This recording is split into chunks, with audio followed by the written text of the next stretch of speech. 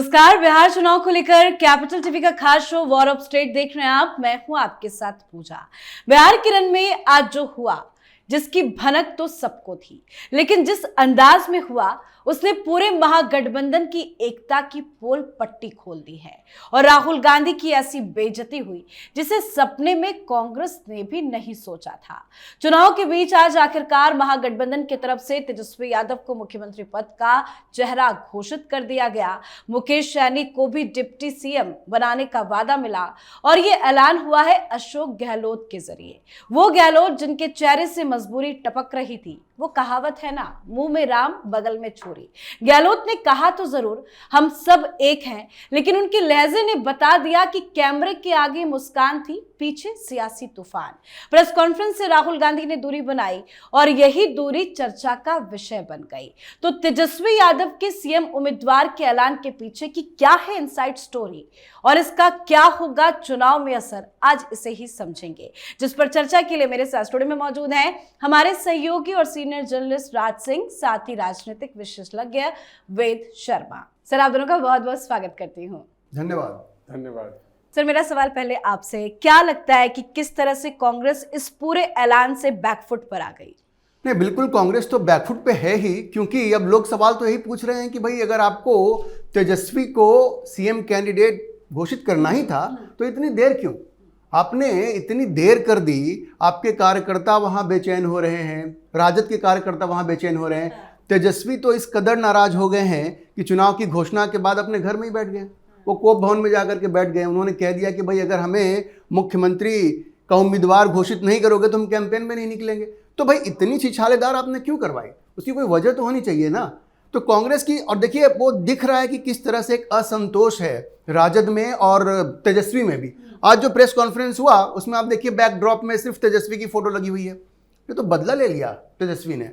सोचिए, महागठबंधन की press conference है, महागठबंधन जिंदाबाद लिखा हुआ है और राहुल गांधी की वहां फोटो ही नहीं है। तो कांग्रेस अब बड़ी असमंजस की स्थिति में है। वो करे भी तो क्या करे? उनके ऊपर दबाव इतना है कि भाई आप, और तेजस्वी का बहुत स्पष्ट मानना है, तेजस्वी ने जिस तरह से सीटें बांटी हैं और कांग्रेस को जिस तरह से समेटा है, तेजस्वी ने बड़ा सटल मैसेज दिया है कि भाई हम आपके बगैर भी लड़ सकते हैं, लेकिन अगर आपको बतौर गठबंधन लड़ना है तो आप हमें मुख्यमंत्री का उम्मीदवार घोषित कीजिए। एक तरह से गन पॉइंट पे मजबूर कर दिया। और कांग्रेस ने घोषित तो किया, लेकिन ये बेइज्जती के बाद किया। अब इससे अच्छा आप पहले ही घोषित कर देते। अब राहुल गांधी कभी जलेबी बना रहे हैं, लड्डू बना रहे हैं, सब चीज़ के लिए टाइम है। भैया पटना नहीं जा सकते क्या? और आज इतनी बड़ी घोषणा हुई तो राहुल गांधी को वहाँ होना चाहिए था, लेकिन वो वहाँ पे नहीं थे। अशोक गहलोत को भेज दिया उन्होंने वहाँ पे।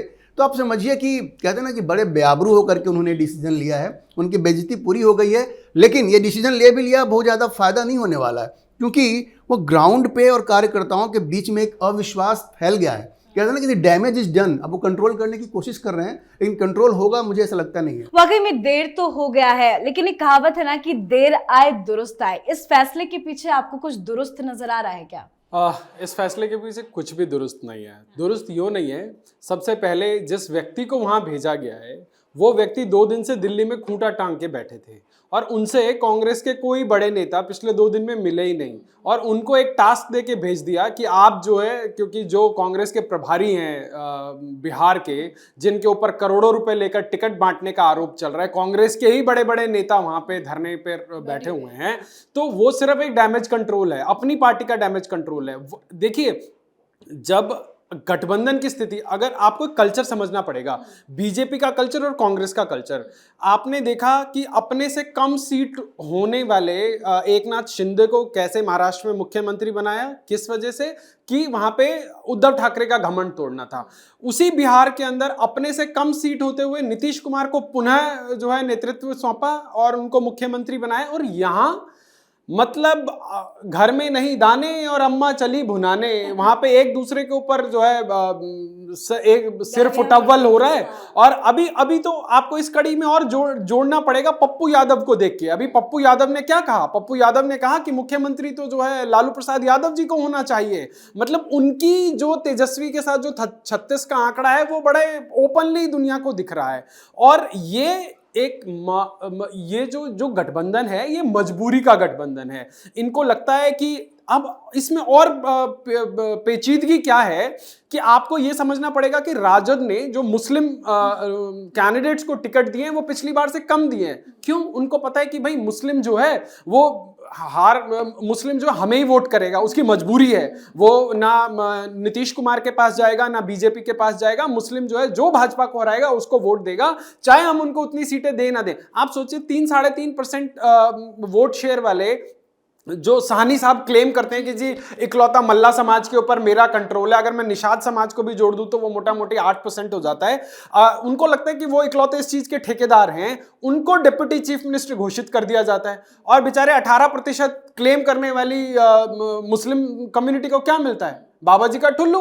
अब मुख्यमंत्री बनेंगे लालू जी के लाल, उप मुख्यमंत्री बनेंगे सहनी जी। कांग्रेस वाले क्या बिछाएंगे? दरी बिछाएंगे। तो महागठबंधन का हाल यह है कि झारखंड मुक्ति मोर्चा के लोग आके आपके सीट पे वहां पर चुनाव लड़ रहे हैं, आपका वोट तो स्प्लिट हो ही रहा है। ये किस बात का महागठबंधन है? अगर कांग्रेस को तेजस्वी जी के प्रति इतना ही अगाध प्रेम होता, इतनी ही महागठबंधन धर्म निभा रहे होते, तो निश्चित रूप से राहुल गांधी आते, जो वहां पे पूरी एक बिहार में यात्रा लेके निकले और वहां पे बेचारे तेजस्वी को बैकफुट पे बिठा दिया। वो अपना उनका अगर मैं पिछला चुनाव देखूं और इस चुनाव में देखूं तो वो आधे का फर्क है। बिल्कुल। और देखा भी गया था कि बिहार में वोट अधिकार यात्रा के दौरान राहुल गांधी तेजस्वी यादव के साथ बुलेट में भी घूमते नजर आए। जगह जगह इन्होंने रैलियां की, बड़े बड़े वादे किए, साथ में नजर आए। लेकिन इतना बड़ा ऐलान हो गया, राहुल गांधी पटना नहीं पहुंचे, कोई ट्वीट नहीं किया, कोई वीडियो शेयर नहीं किया। बधाई तो दे देते कि भाई कॉन्ग्रेचुलेशन मेरे भाई तेजस्वी यादव, कॉन्ग्रेचुलेशन भी नहीं किया।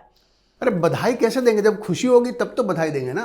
ये जब गन पॉइंट पे सब डिक्लेरेशन लिया जा रहा है तो कोई कैसे बधाई देगा? और देखिए एक बड़ा जो पर्सपेक्टिव है, जो बड़ा कैनवास है, उसको भी आपको समझना है। राहुल गांधी वो चाहते हैं कि वो फिर से इंदिरा गांधी की तरह एक शक्तिशाली सरकार बनाए और कांग्रेस के पास अपनी इतनी मेजॉरिटी हो कि वो खुद के दम पे सरकार बनाए। अब वो कैसे संभव है? जब तक वो बिहार में मजबूत नहीं होंगे, जब तक वो उत्तर प्रदेश में मजबूत नहीं होंगे, वो नहीं हो सकता ना। तो इसलिए ये तेजस्वी के साथ जो उनका गठबंधन है आज, या ये अखिलेश के साथ भी, अखिलेश यादव के साथ, ये ज़्यादा दिन तक नहीं चलने वाला है। ये मजबूरी का गठबंधन है ना। तो ये कहीं ना कहीं ये बात उनको टीसती रहती है। और अभी क्या हुआ है, ये जो कृष्णा अल्लावरू हैं, जो जैसी खबरें आ रही हैं, कृष्णा अल्लावरू और पप्पू यादव, इन लोगों ने मिलकर राहुल गांधी को कन्विंस किया कि भाई 61 से कम पे तो हम किसी हाल में नहीं लड़ने वाले हैं। ये तेजस्वी की इच्छा नहीं थी। तो और राहुल गांधी का एक तरह से उन लोगों ने उस पर कंट्रोल कर लिया है। अभी देखिए, अभी जो उन पे आरोप लग रहे हैं कि ये पैसे लेकर के कृष्णा अल्लावरू, जो राजेश राम का ऑडियो लीक हुआ था कि पैसे लेकर के ये कृष्णा अल्लावरू और ये जो पप्पू यादव है वो टिकट बांट रहे हैं, इससे क्या समझ में आता है? इससे समझ में ये आता है कि राहुल गांधी अब पूरी तरह से कृष्णा अल्लावरू की सुन रहे हैं।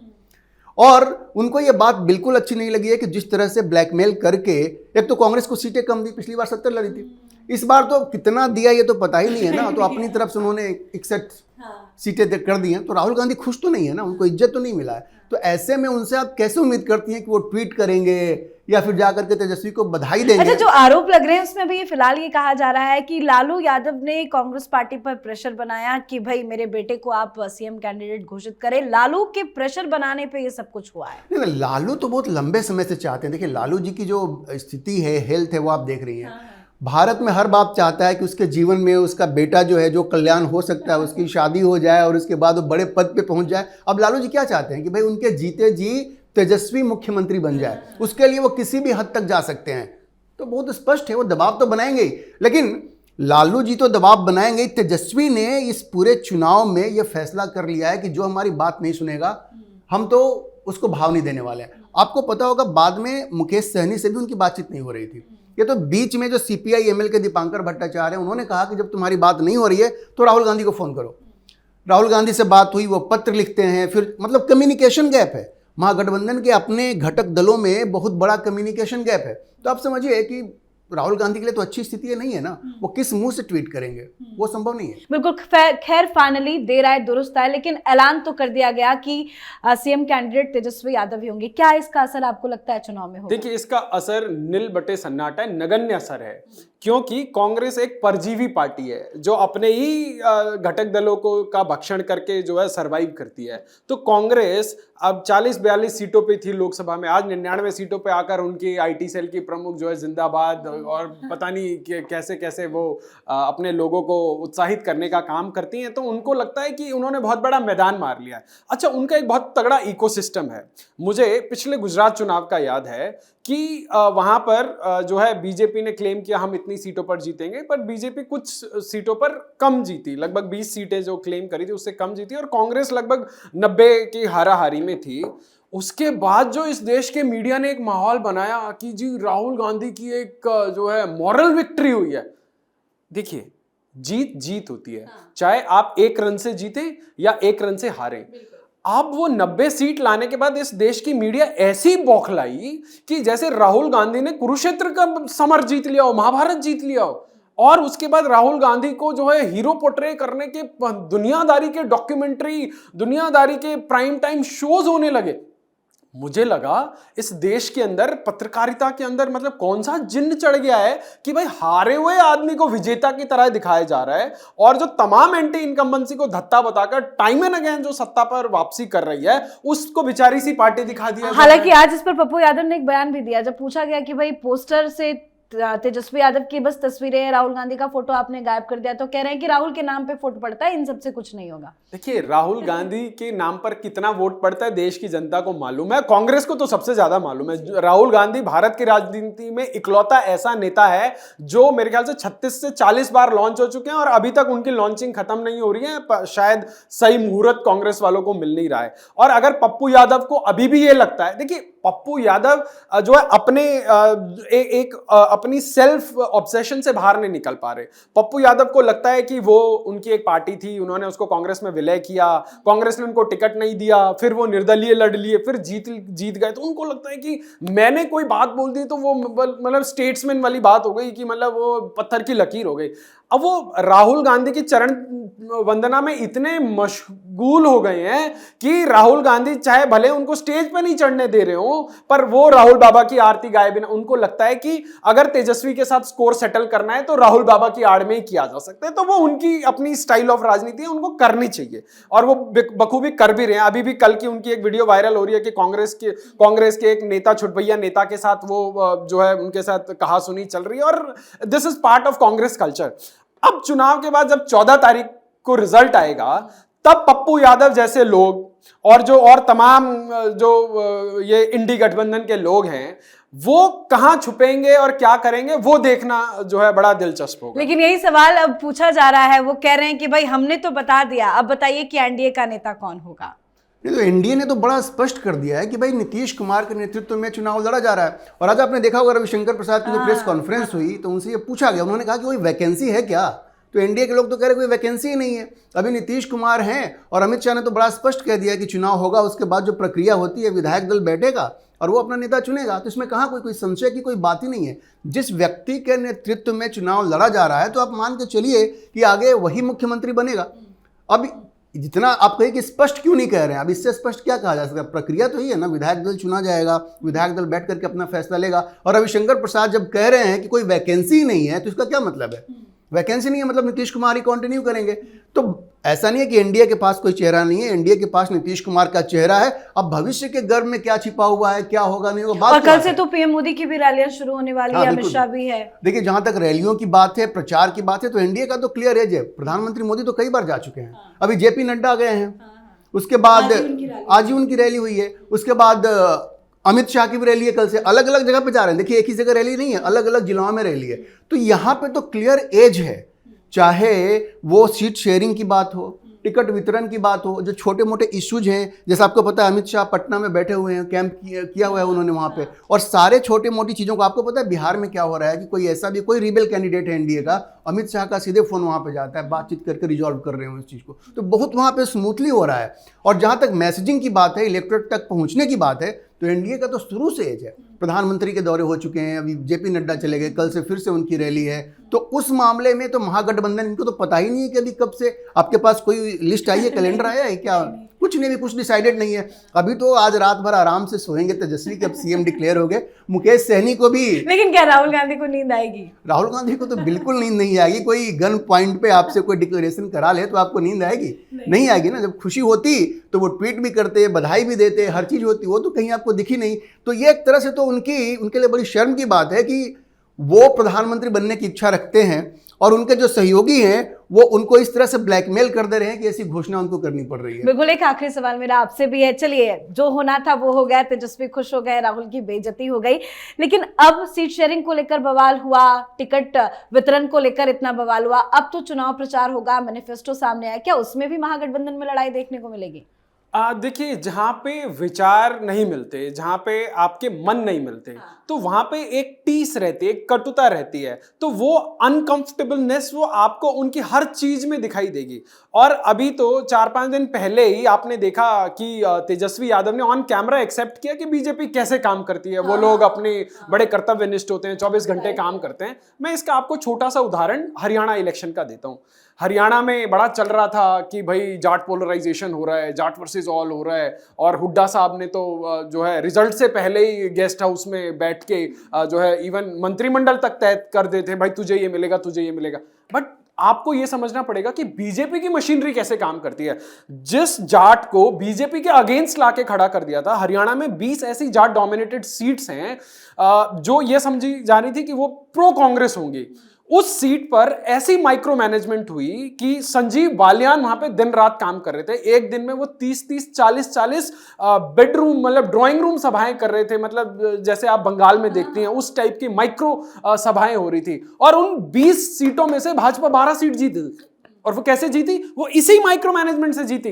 अब किसी को लगता है कि भैया हेलीकॉप्टर चार्टर करने से, खड़े होकर लच्छेदार भाषण देने से, देखिए वो 70-80 का दशक गया जब लालू यादव स्टेज पे गन्ना चूसते हुए पहुंचते थे और बोलते थे अरे हाँ भैया तुम्हारी सड़क हेमा मालिनी के गाल जैसे बना देंगे। देखिए वो लफ्फाजी वाला समय चला गया। आज बिहार के हर व्यक्ति के हाथ में स्मार्टफोन है।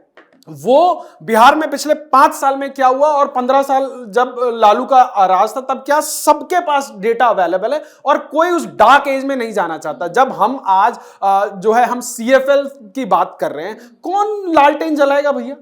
कोई नहीं जलाएगा लालटेन। आप और उससे एडवांस होना चाहेंगे ना, आप अंधेरे युग में थोड़ी ना जाना चाहेंगे। जब सबको पता है कि वहां पे भूरा बाल साफ करने की राजनीति की बात होती थी, अभी भी देखिए वहां वीडियो वायरल हो रही है कि उनकी पार्टी के समर्थक लोग बड़ा जोश में गानों के साथ कह रहे हैं कि हम फलानी जात वाले को ये बता देंगे, फलानी जात वाले को। देखिए हर कोई अपने आप को सुरक्षित करना चाहता है। अगर इस जात पात के फेर में अगर इस विकास के पहिए को रोक दिया तो मुझे लगता है बिहार को आगे बढ़ना मुश्किल ही नहीं, नामुमकिन होगा। पर बिहार की जनता जो देश में सबसे ज्यादा IAS IPS ऑफिसर देती है, वहां यह मैसेज बहुत क्लियर है कि देश को आगे कौन बढ़ा रहा है और देश की रफ्तार के साथ बिहार कैसे आगे बढ़े। बिल्कुल, बहुत बहुत धन्यवाद आप दोनों का समझाने के लिए। धन्यवाद। Thank you. तो बिहार चुनाव को लेकर महागठबंधन के तेजस्वी यादव अब CM फेस है। मुकेश सहनी को डिप्टी CM का लॉलीपॉप मिला है और कांग्रेस को बस मिला है धन्यवाद देने का मौका। कांग्रेस का ये सरेंडर भी है। घोर बेइज्जती राहुल गांधी की भी हुई है। और एनडीए को देखिए, एनडीए की रणनीति साफ है, क्लियर है। अब कल से PM मोदी भी मैदान में उतरने वाले हैं। PM मोदी की कल समस्तीपुर और बेगूसराय में बड़ी बड़ी जनसभाएं होनी है, जबकि अमित शाह भी कल सिवान और बक्सर में चुनावी जनसभा को संबोधित करेंगे और महागठबंधन देखता रह जाएगा। तो बिहार चुनाव को लेकर आपकी भी क्या कुछ राय है, कमेंट करके लिखिएगा। देखते रहिए कैपिटल TV। नमस्कार।